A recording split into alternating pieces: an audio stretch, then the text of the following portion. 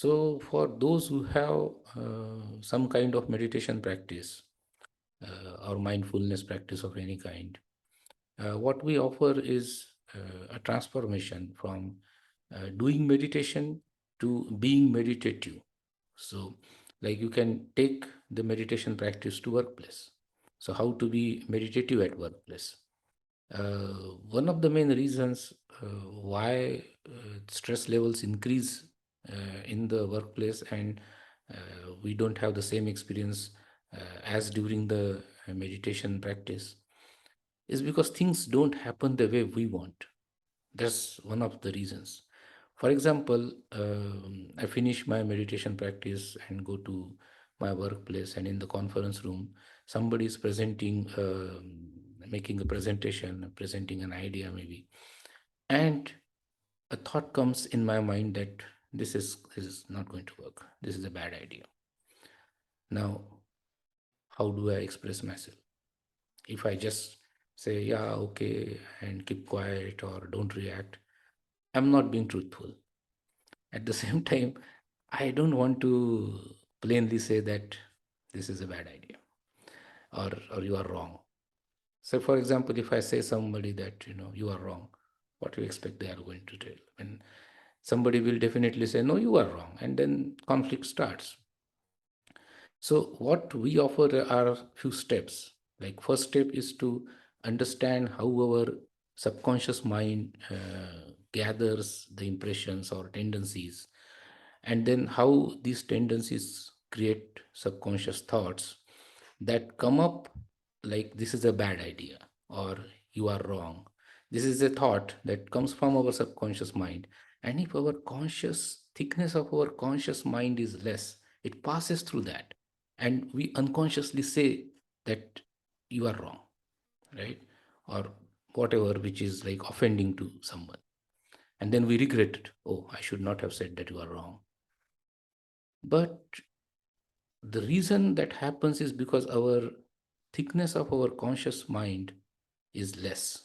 So there is this as a huge subconscious mind, and there is a small conscious plane of mind, which is an opportunity for us to stop this thought which is going into the unconscious mind and we say something or do something unconsciously.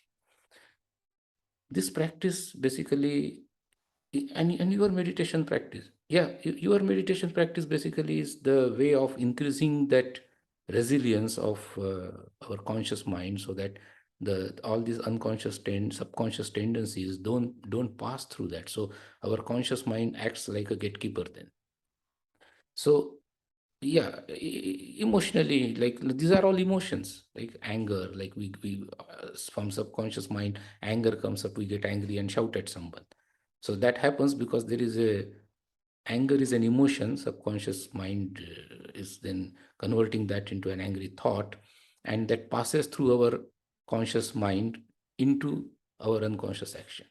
So this idea of meditation is to grow our uh, what you can also say is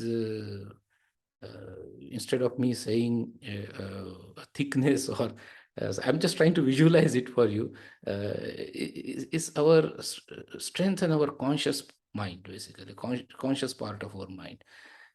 You might have seen that happening in this marshmallow experience, like a marshmallow experiment where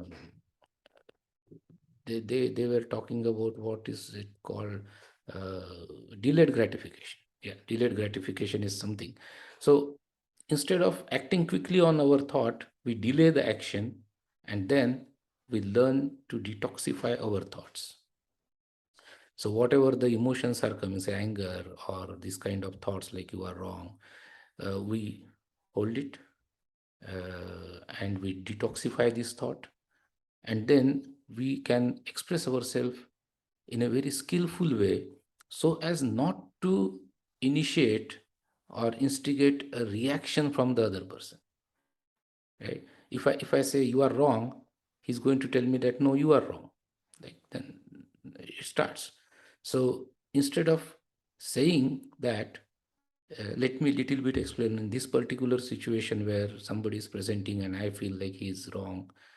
I can say that, okay, a thought is coming to me based on what I know that this is not right because I have previous experience, or we have tried it before, or something like that. Whatever is my reason for having that feeling, I can explain that.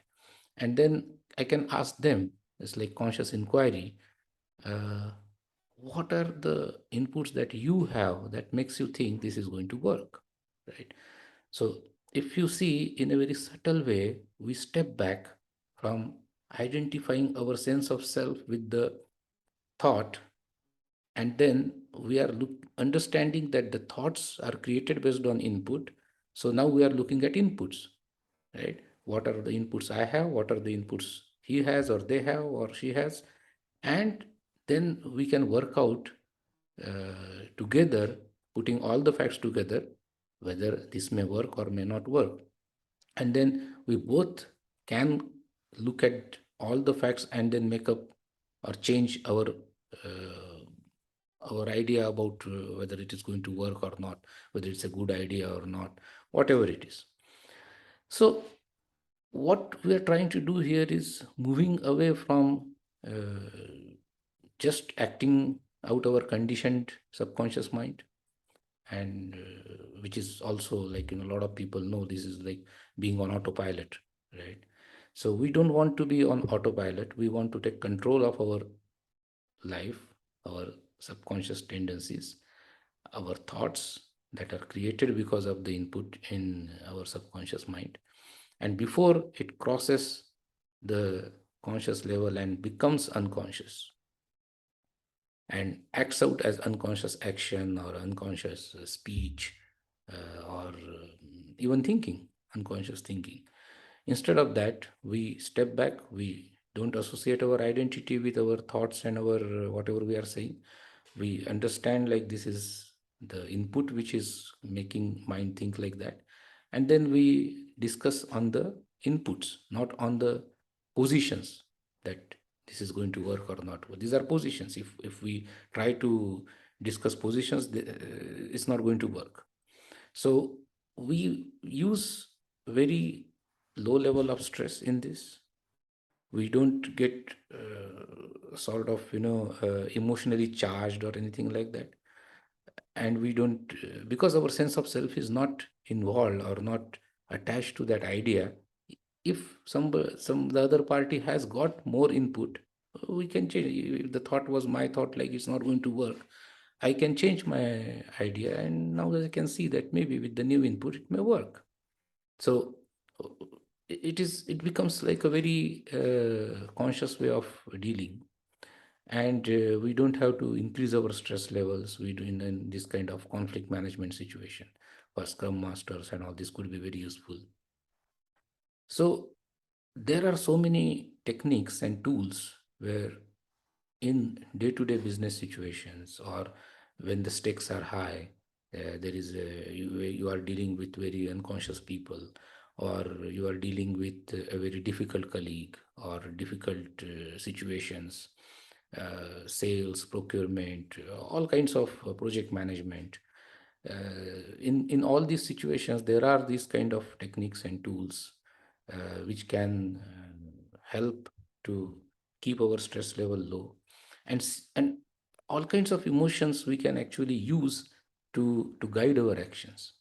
See, these emotions come not just like that, and there are reasons, there are previous experiences, there are previous imprints in the subconscious mind. That's why these kind of emotions come up.